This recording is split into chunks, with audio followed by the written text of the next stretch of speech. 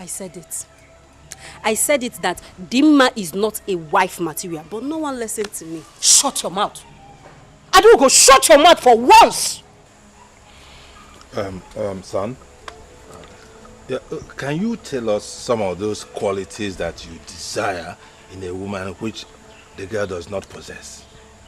Perhaps we can make amends. Dad, where do I start from?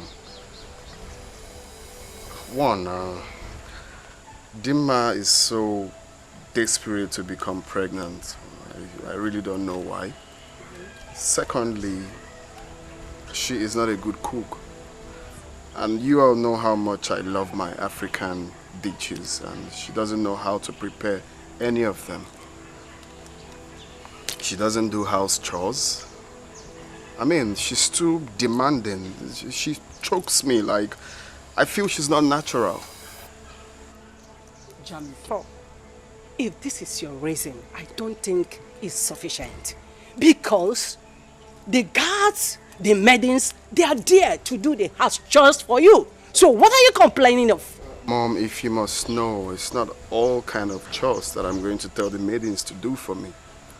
I need my woman to take care of some of it, not all the chores. The common things in the room. Putting my things in order. I mean, I mustn't tell you all, you should understand that. She lacks all of that. She's too lazy for my liking.